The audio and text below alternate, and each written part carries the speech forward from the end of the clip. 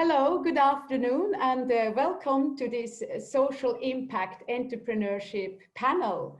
My name is Susanne Haefeli-Hestvik, and ever since I've been a kid, I have been wanting to make the world a better place. You know, like that little rabbit police officer from the Walt Disney movies Zootopia.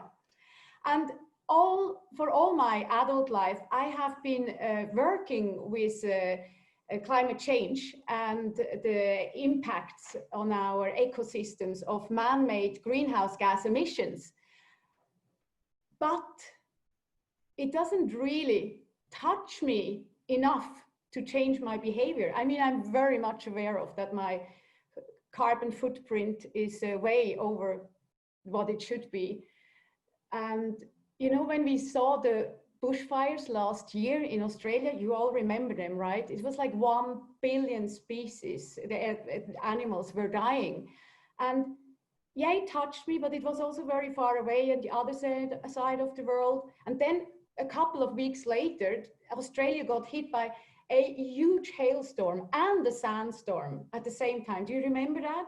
It was fierce, and still it didn't kick me so much into action, into taking own steps to further reduce my own carbon footprint. You know that those pictures, they went around the world, right? 8,000 or at least 8,000 koala bears alone, they died during those bushfires.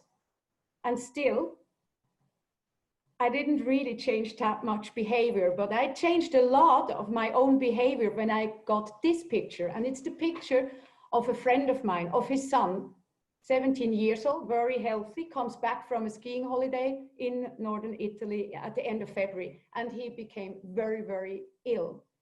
And that made me change. Of course, also mandatory changes I had to implement at home, but I also did some of on my own. So what I bring this up in this introduction because I find it very, very hard to find something that makes us become an impact, a change agent, and really get up every day. It's not material for big hero movies. We do this every day, today, tomorrow, next year, to make the world a tiny little bit better. And I find that really, really difficult to find our passion and to really push through with it. And that's why I'm so excited to introduce you to our panel today, because we have 3 powerhouses here with us who really have done just that, being those heroes every day, today, tomorrow, and next year. And we are going to start with Filipa. Filipa has had a great career in marketing, and then she got pregnant with a son who got diagnosed with autism. And Filipa, I'm sure amongst your first reaction, there were some like, oh, can I just pull my blanket over my head and never get out of this room ever again? But out you came, and you showed us and the world and everyone that it's not just about empowerment of these people with autism. The integration of them in many, many working environments is also an enrichment for everyone around. And that is really so, so strong, your message. And I'm looking forward to that speech. And then afterwards, we go to Harsha. Harsha, who will show, I hope you have, yes, you have it in your presentation, Harsha. Harsha has been working alongside Mother Teresa, so she really has it in her genes to making the world a better place. And she has taken on a big challenge in the hospitality sector, where in some places there is a turnover rate of over 70%. And that's grueling because it really creates a lot of hardship for those people who actually need the jobs. And Harsha has taken that on, and successfully so too, and reduced it down to 10%. And she's going to show us how she did it. And then we're going to have Inês. Inês is the managing director and founder of Casa do Impacto, a social and environmental impact hub in Lisbon. And she and her organization has given birth to so many amazing companies. And one of them, actually, I'm using regularly. It is a Go Parity, a local environmental and social impact financing platform. So you know, every month I get a little email, pling, this is the impact your investment has had on sustainable oyster farming, to solar panels on the olive oil production. It's really, really nice. I wish we got these weekly reports or monthly reports from the stock exchange. Anyway, so here is, without further ado, over to you, Filipa. And just one thing before we start, to the audience, please use the questions and answer section. If you have something you would like to share, maybe, you know, you get touched by, oh yeah, I know someone with autism, I would have a great idea, just put it there. And of course, questions. And then we have a great team in the back office who will collate them, and we're going to try and answer as many as possible during the panel and the rest at the end. Okay, Filipa, over to you.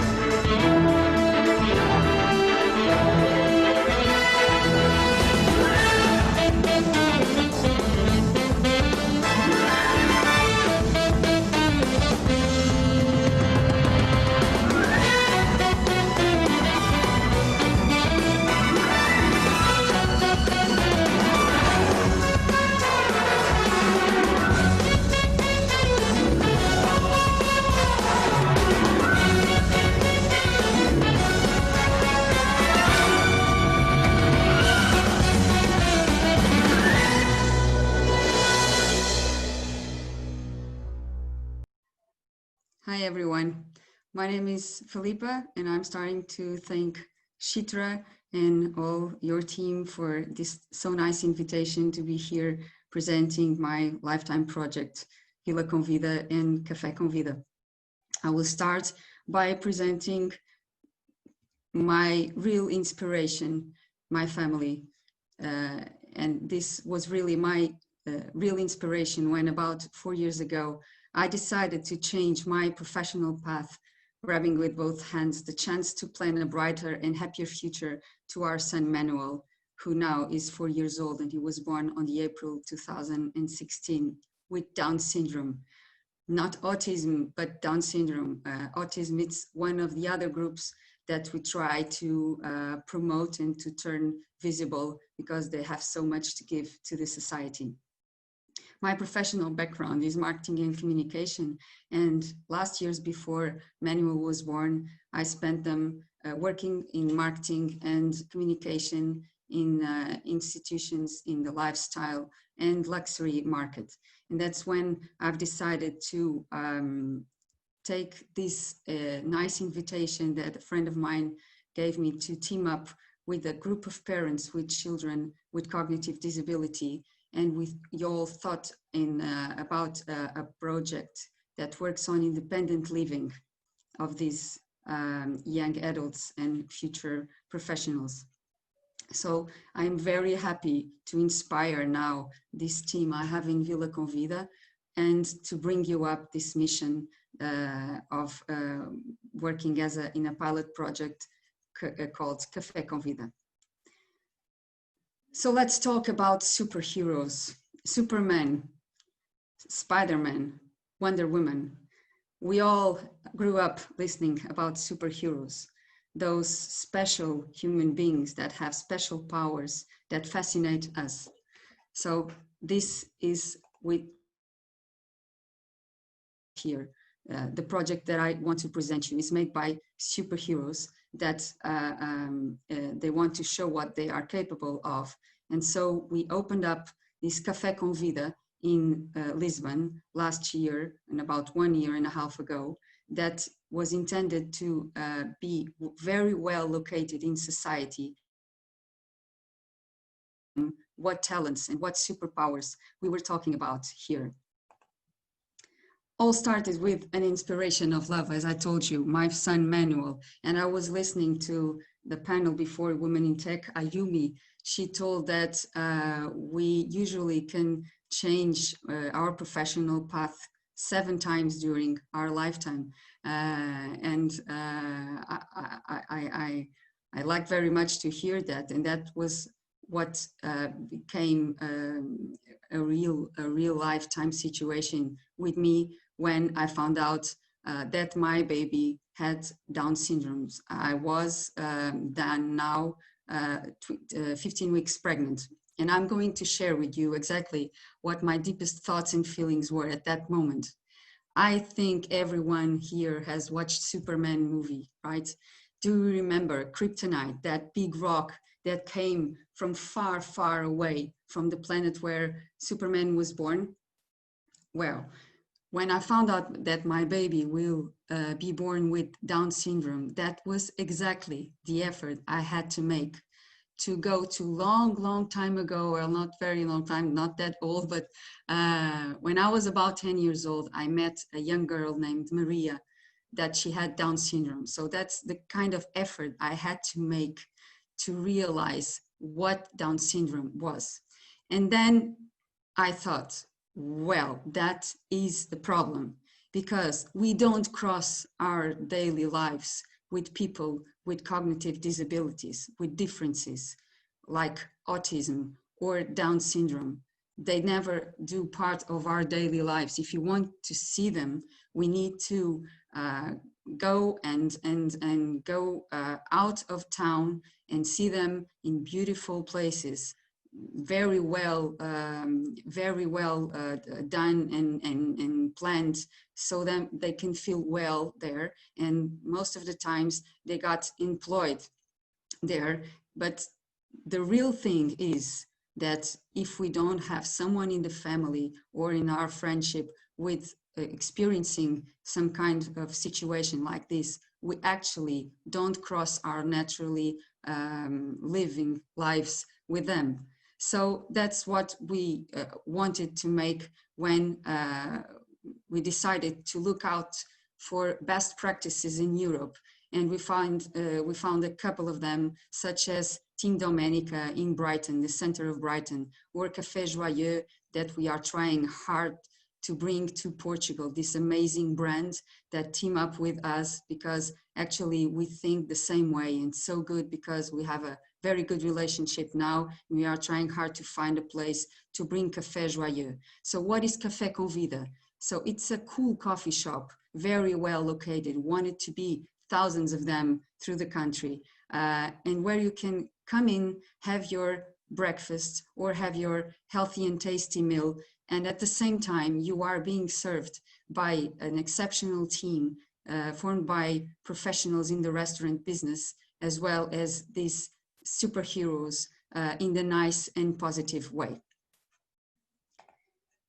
I strongly believe, and our experience with the pilot project told us that if we give people in general, the prospective employers, the chance to know these young adults, our superheroes, with no effort, so naturally speaking, in a nice and positive way, I'm sure next time they need to hire for some function, some task that it's simple and important, you will remind to call them for a job interview. And you know what? And Chitra and all the travel community here listening to us, this is especially for you, because we've been there. We know that in restaurant business, you always have these simple mechanic and routine tasks that usually are boring to many people, and for our superheroes are just perfect, because that is the kind of activities they are waiting for, to show the world what they can do. And above all, above these superpowers, you have another extra thing that I know, because I employed these people, and I know that you and in this industry, we have a serious problem of human resources recruitment. Because I personally think, as this experience I have, that is lacking some emotional bonds within these teams. And this kind of mission brings people together. And you can't believe that in 1 year and a half, we haven't anyone missing the job. So that's because we need to link people and to build these bonds within the people. And I'm very sure that this will bring up a new and a higher standard on the way we communicate difference and how much society values this difference. And we started doing some catering, some coffee breaks to huge companies and executive lunches. And the companies starting to think that if we can hire this service and at the same time contribute to cause social impact, of course we will do this. And this is what was guaranteeing us our sustainability from 6 months over. So in general, to change this general perception about people with disabilities, I believe we need to change this and put some high standards in the way we communicate it. So, and I really tell you that I'm working in this project just as if I am selling a top luxury brand again. So that's why we are thinking different, because we are talking about amazing people. Why we find it an amazing concept, you already found out. So it's amazing people, not only these young adults that are here to show their superpowers, but all the community, social institutions that are working with these young adults for so many times. Then no one understands or no one knows their jobs. I've spoken to wonderful people and it's not fair that the world doesn't know. And most of the times they know they don't need to have some children with disabilities to help their and to make their hearts go in every minute of their professional life. So in numbers, CafécomVida, I'm proud to say that we have served around 4,000 clients during these 18 months. We have hired 4 candidates with cognitive impairment into the team. We have followed another 6 candidates in the transition from school to, sorry? I'm sorry, just to interrupt you. The presentation doesn't show up. Can you please share your screen with us? Would you? Now, see the numbers? You saw any slide before? No, we see, but now I see that you have the numbers, and I think that would be good that at least those we see. Oh my God, sorry. Sorry. But you were very beautiful to look at, so I didn't want to stop you. Oh, no, I didn't know that. Oh. You see now? Perfect, yes. Okay, so you didn't see my family? No, maybe if you want to just choose, we have 3 more minutes. If you want to choose a couple of the best pictures and okay, then follow on sorry. with the numbers. Oh, I'm sorry. Sorry. You see now? Yes, perfect. There.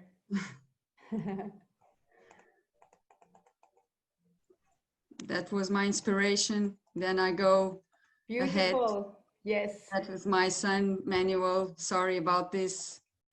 Café Joyeux. Some pictures of our activity, this amazing concept we have, and now the numbers. So we have served all this mission with this trying to transform society. We've put 20 candidates in contact with 2,000 different clients in 15 different companies through the caterings that we did. And so I truly believe that the world is changing towards a more inclusive mindset, and it was happening before COVID-19. We cannot keep doing that we cannot keep criticizing people for not knowing how to deal with difference. Most of us won't have the chance until we have it in the family. So let's be positive and let's keep doing something that it's really good to invite people in, and let us be transformed by these superheroes. I can assure you that you will feel a good shake inside of you. And now that's the challenge I want to bring you. Next time someone apparently different crosses your way, please don't forget that it is you that is are losing some good feeling if you don't go and try to know them better. Harsha, I loved your SAIRA hospitality project. For me, it really has everything to do with our belief that the world needs a different eye to make the difference. Thank you very much. And I'm sorry for this thing with the slides. No, thank you so much to you, Filipa. And I am also sorry, I should have told you earlier, but I just was listening and looking at your face. So I don't think we missed out a lot. It was very nice. And now we have a little poll for the audience coming up, because we would like to know how many of you, would maybe could consider finding a space for someone in the working environment, for someone with cognitive challenges or autism. So here comes the poll. Please cast your vote now. It will be open for another 20 seconds, and then we're going to have the result. And Filipa, maybe before we look at the results, what would have been can you think of anything that you would have liked someone to tell you when you started out? What were the biggest mishaps, that the biggest things that took biggest effort from you and didn't really return so much? Any good tips? What you're talking about in this project, or as a mother? If you want to share as a mother, of course, too, but I also thought as this project. This project was like a challenge from the very beginning, because actually we didn't had the experience of running a restaurant business. So they say it takes some craziness to be social entrepreneur. And I think me and my team, we have a little bit of that, because if you don't take some risks, you won't make it, or you won't find out. Like Filipa Saldana was saying, Filipa was saying in the morning panel that we should believe until the end.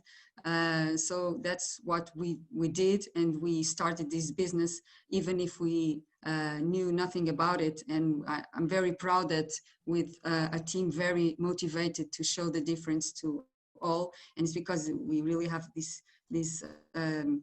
innovative way of looking for this problem. We should be very, very positive and invite people in, and people will only be and feel invited if we are positive, and if we smile, and if we say come in, because that's not a different world. As a mother, I refuse to accept that Manuel will be born in a world different than the other one, and I refuse to accept that one day people will stare at him in the street like he was like an ET. So that's what we did. We grabbed this opportunity, and that one day he will have a brighter future. He and another hundreds and thousands of young adults that go out from schools. We are talking about 3,000 students with cognitive disabilities that go out every year from school with no place to go, that can be potential to work out these capabilities. Yeah. So it's a very hard social problem. Good. Thank you so much, Filipa. And the poll shows that 67% can actually think of that, and their brains are starting to work. So great job. Thank you. Over to you, Harsha. Please, you have the floor. Hi. Thank you so much for having me. I'm just going to share my screen.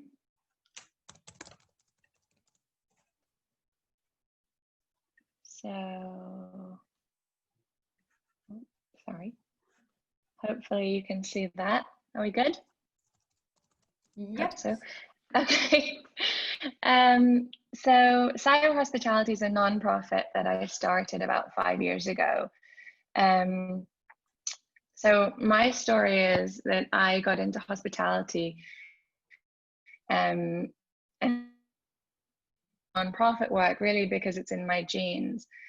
Services in my genes. I didn't know Mother Teresa, who you can see on the screen, really by her inspirational quotes. I didn't know about her impact in the world. As a young child, who you can see there, I don't know if you can see my arrow, I didn't really know who she was, other than she was a woman that my father had the utmost respect for, and a woman that he would kneel side by side with in church and pray with.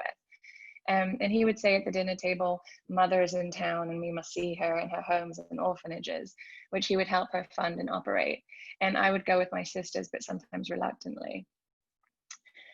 Today he's on a mission to put an end to curable blindness in India and Nigeria. He builds self-sustaining hospitals for free of charge cataract operations, and he became and still is my inspiration. But I took a different route. I fell in love with luxurious hotels with treetop dining pods, overwater cinemas and hammocks in the middle of the Maldives. I worked with Six Senses and sold residences to the ultra high net worth individuals who took me all over the world, but I couldn't really pretend to live in this bubble because I knew that in every destination, outside every luxury hotel, there's always struggle and there's always someone on the outside looking in and someone who needs opportunity. So because of this realization, I went back to school and I looked for a way to combine these two worlds of luxury hospitality and nonprofit. And it was at Cornell that I realized they were connected by service, service to the guest and service to humanity. While I was at hotel school, I interned in Sri Lanka at the Aman Hotel in Galle, and I overheard an interview between a local gentleman who was interviewing to be a pool cleaner and the general manager, who was an Italian GM. And there became an apparent need at that point because I knew that the general manager was really looking to fill this position with a local community member, and the man who had come in very well dressed, on time, very kind of personable, really seemed to want the job. But when I overheard the interview, I could tell that he needed just the basic skills, the basic interview skills to be able to get this job. And at that point, it became clear that the need on the hotels to find local talent and then the locals needing opportunity was on both sides.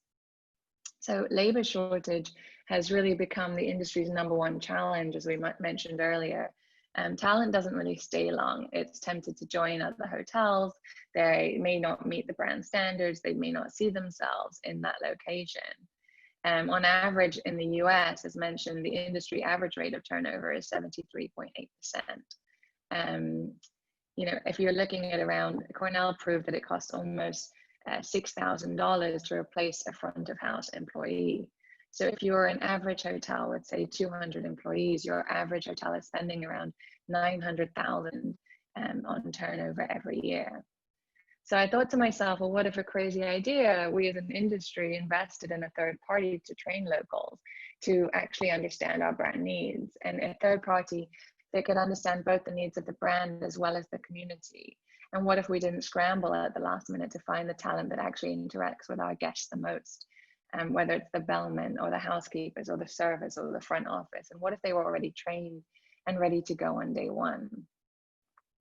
And what if we, instead of just taking resources and monetizing on them, what if we actually gave education and gave opportunity before turning this location into a tourist destination? And what if the local community, before we even open, were already loyal to our brand? And what if we found people who are already locals, already home, with no desire to leave their family and friends, and every desire to become managers themselves, locals with what we call the hospitality gene? And the hospitality gene expands culture and education, and it's a mentality that's based on empathy.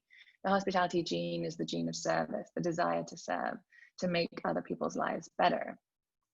SAIRA Hospitality today launches pop-up hotel schools for local communities, giving them the knowledge, the skills, and most importantly, the confidence they need to enter the luxury and lifestyle hospitality industry.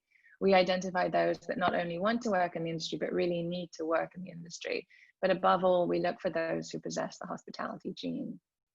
The way it works is that we establish a partnership with our partner hotels at least 6 months prior to opening. We get to know the brand, the culture, the values, and then we create a very bespoke, high quality curriculum that spans the duration of the program. We identify the trainers, local trainers, we train the trainers, we find guest speakers, we find pop-up locations where we can teach, and we source students. Students are interviewed 4 times in 2 months because we want to ensure that we're really accepting the ones with the most potential. Finally, our content is not just experiential hands-on training. We're also focusing much more today than ever on soft skills like emotional intelligence, cultural intelligence, communication, leadership. What's a sense of urgency? How do you take initiative? Things that we feel the hotel operators, and they tell us that they're really looking for. Upon graduation, hotel partners then have a pool of well-trained local talent to hire upon opening. So we proved in 2016 at Hotel San Cristobal in Mexico that we can reduce turnover from 60 or 70% to just 10%, which it remains today. And hotels in this case can fill 96% of their line level positions with graduates from our local community. All of our partners, we partnered in the British Virgin Islands, have recommitted to partnering again on ongoing schools in the British Virgin Islands. 91% of our graduates are now employed or in full-time education, and 93% of graduates who prior to our program may have seen hospitality really as a means to an end, now view it as a full-time career. Over the last 5 years, we've worked in Los Angeles, Mexico, the British Virgin Islands, the Maldives, Namibia, and next month we launch in California. Students who have never seen or touched or tasted luxury before are invited to fine dining experiences, and they're given tours of luxury hotels to really understand the expectations of the guest. It's a two-way education, just as hotel operators wonder whether you can hire locals who have never left their community. So locals have their own preconceived ideas.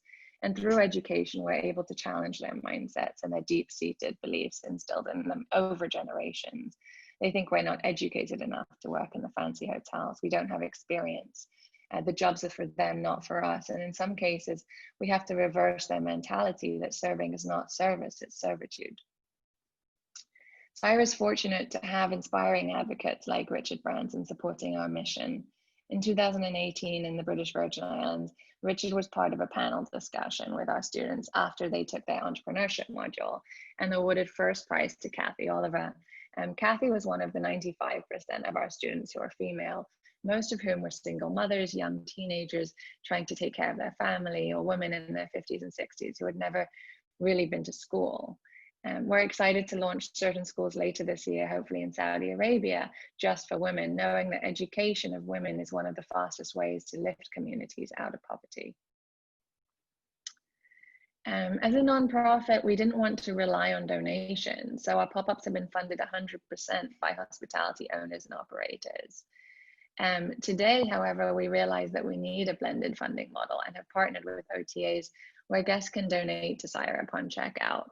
When booking hotel rooms, or ideally one day when checking in and out of hotels. We want hotels to start to implement CSR menus, corporate social responsibility, for the guest. And just as the guest chooses where they want to dine or where they want to spend the day, they're given options for activities and F&B. The guest should be given a CSR menu and can choose whether they want to donate their time or money to giving back to the local communities if they wish. Today, we hear consistently that hotels value sustainability, that they're authentic, they're local, they're experiential. But I wonder, aren't we all tired of these buzzwords, and what do they even mean? Hotels pat themselves on the back when they manage to source local coffee or local furniture, local products. But if you're really going local, isn't it time to go back to the true meaning of the non-local? It's an inhabitant of a community, it's a person. It's not coffee and it's not local art, it's a human, most likely with the hospitality gene. Everything we call today local, local bars, local restaurants, it's because one person calls that place home, it's their local. Local has become a product and we're forgetting the people. And we can't forget the people, because what would hotels be without the people? And where would people be without education, without opportunity? Where would I be? And where would you be? Thank you.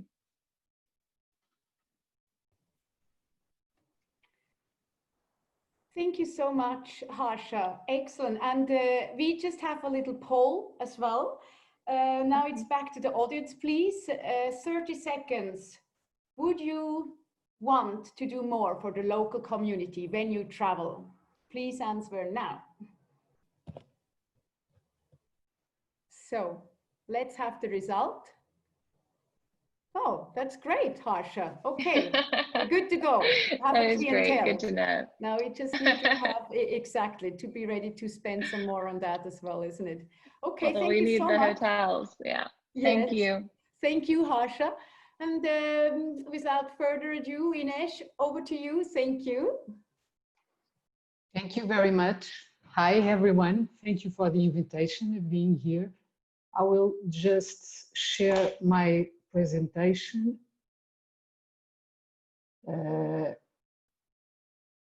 Just a minute.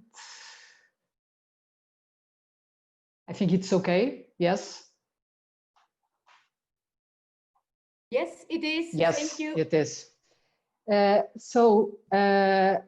My name is Inês. I am a lawyer by training, and I left my own law practice in 2009 to work in the public sector, where I am working since then.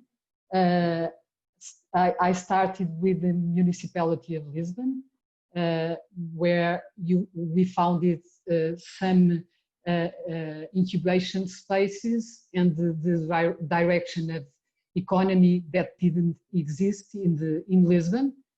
Then I work for the government and always in the field of innovation and entrepreneurship. And then I arrived to Santa Casa da Misericórdia de Lisboa. That is an organization that has already 522 years old, since is this organization's birthday today. So it's the organization that substitutes the state in the municipality of Lisbon with everything that has to do with vulnerable publics. When I was invited to come here as a director of the social entrepreneurship and social economy department, I really felt that it was important to create, to use the power of entrepreneurship and the entrepreneurial mindset as a driver to overcome social and economic and political changes. So I founded then 2 years ago, almost 2 years ago, Casa do Impacto. That is we are a social innovation hub, a space where entrepreneurs, third sector institutions, universities, companies, accelerators, investors can converge. And we create the conditions for collaboration in projects that cause social impact. So we used to say that we are a one-stop shop for social entrepreneurs, and we give all the instruments that are necessary for them to create or to scale their projects. So this is how we are in the Convento de São Pedro de Alcântara. That is a convent that used to live nuns in here in São Pedro de Alcântara. It's a convent of the 60th century. And we really believe that this is the era of social innovation.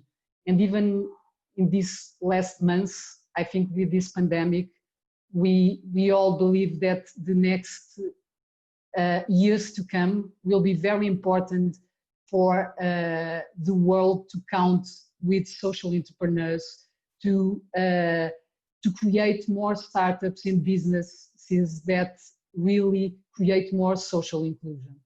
So Casa do Impacto integrates training, cohort, experimentation and investment.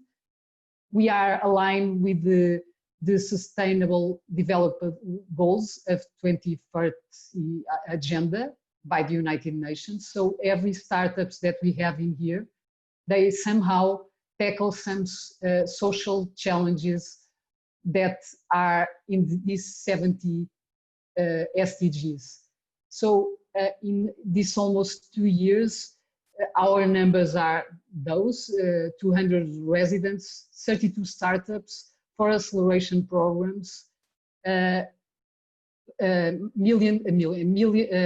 hundreds of events, and we have 40% international founders.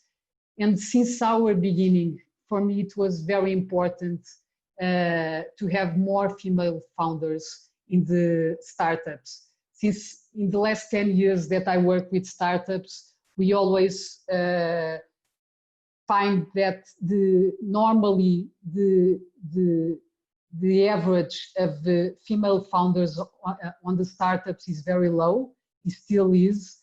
In the social entrepreneurship ecosystem is a little bit better, yet we have much more way and to go, because it's still not equal.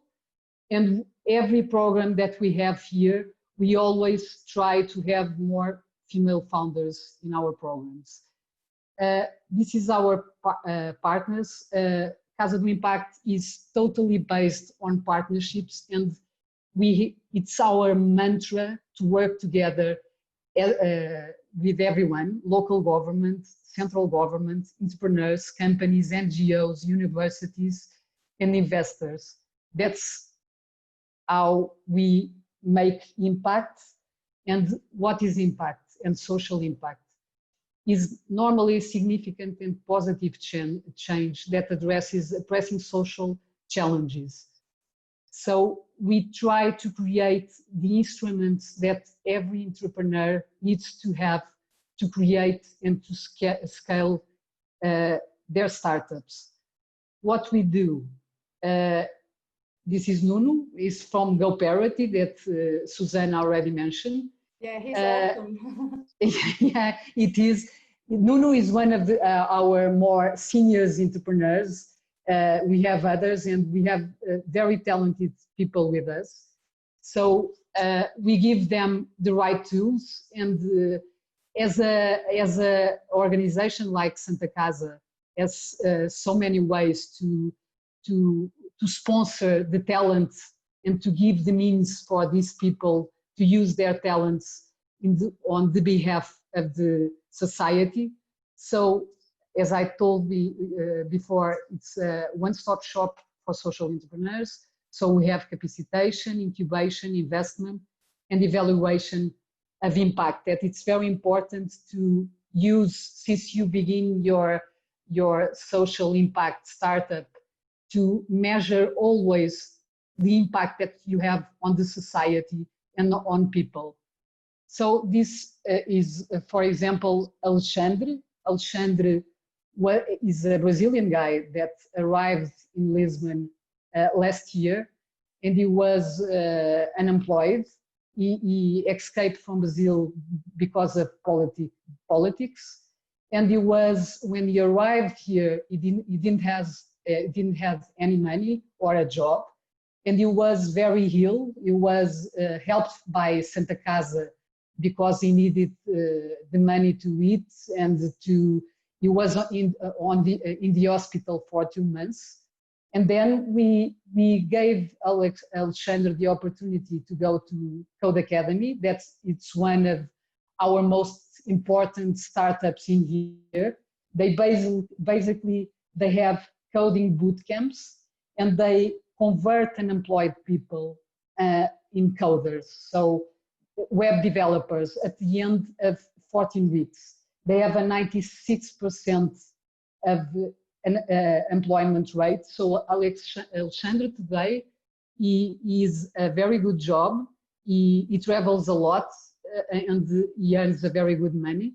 And like Alexandre, we have some more people that are beneficiaries of Santa Casa that already did the same.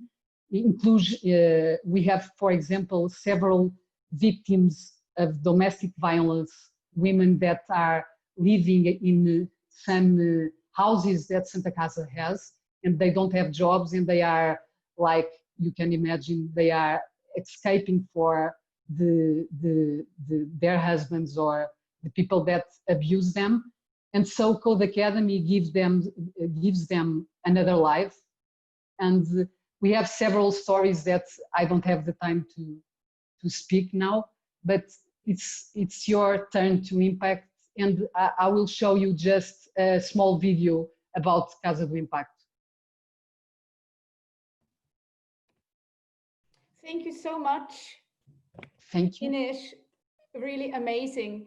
Inês, how is it you said you're trying to bring in more women? What's the ratio and how has it been during the last couple of years? Has it changed to something more balanced? You know that I felt when I arrived here that the startups, normally the founders are men and the number 2 normally is a woman. So what I start doing is we have acceleration programs and I use like, I just accept half of founders as women and as men. I always have the same places, the same number of places to women and to men, because I really feel that both are important, of course, and to maintain the equality. And it's much more, and it's interesting to see as these groups, at the end of 3 months of the acceleration program, women always bring another perspective of things and the way they do business. And at the end, it's very interesting as they even men accept that it's very important to have colleagues as founders, as women. So what we try to do is, we don't say we have half of vacancies to women, but at the end, I always choose 50% of women. So it's a way that I feel that it's important to make that women come forward and create their businesses. Yes. And I mean, there's not only men and women. Yes, of course. More sexes and more other minorities. So it's doing such an amazing job. Inês, you had a video to show as well. Is that? Yes, I will ask Rosa to show the video. Let's put it on. Okay, thank you. Há um ano, abriram as portas da Casa do Impacto. Foi trabalhada a capacitação com a organização de 4 programas de aceleração e vários workshops. Bem, estás bem informado. São 200 empreendedores e 60 formações. Tudo aqui. Foi dada prioridade ao início do pipeline, estimulando-se assim a criação de novas ideias e a sua transformação em soluções tecnicamente viáveis e financeiramente sustentáveis. É isso aí. E eles sabem quem são? Sim, são alguns dos mais de 200 empreendedores que escolheram esta casa. 34 startups residentes no total. 12 nacionalidades, 12 mulheres e 21 homens fundadores. How cool is that? Very cool, very cool. A comunidade da Casa do Impacto é fundamental para o projeto. Um espaço que transmite uma energia única pelas centenas de pessoas que visitam ou que trabalham aqui. Uma energia potenciada pelas iniciativas que juntam estas pessoas. Where are you going? Hey man, I'm going for a drink upstairs. Do you want to join? Sure, what's happening? It's a party on the rooftop. It'll be fun. Let's go then. A Casa do Impacto é uma comunidade de empreendedores, artistas, ativistas que trabalham juntos para criar um mundo melhor. E no mundo melhor há eventos para moldar e partilhar ideias. Um ano depois, o trabalho continua para reforçar o ecossistema do empreendedorismo de impacto. Aqui são trabalhadas soluções eficazes para os muitos desafios sociais e ambientais enquadrados nos Objetivos de Desenvolvimento Sustentável das Nações Unidas. Early stage startups ganham pernas para andar. Empreendedores corajosos veem um investimento no seu potencial para que amanhã possam continuar a impactar. Mas porquê que tudo isto acontece? Porque vivemos juntos para causar impacto. Olhamos para as contas ao acordar e nunca nos deitamos sem avaliar o impacto. Porque amanhã queremos fazer mais. And we will. Trust us. Corta! Tá feito! Uhul! Yeah.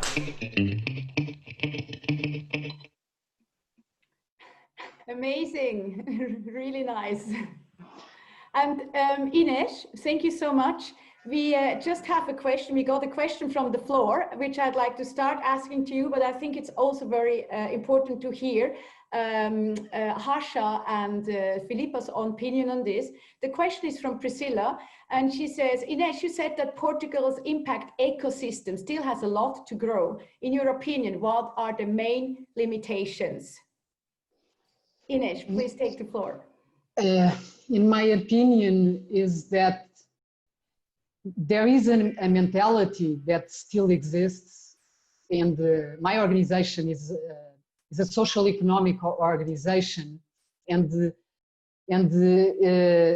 they are still a little bit conservative about making money with helping people. So the problem in my perspective is we have to change this paradigm, because it's still, and it's very important to make money, because if you don't make money, you can't impact so many people.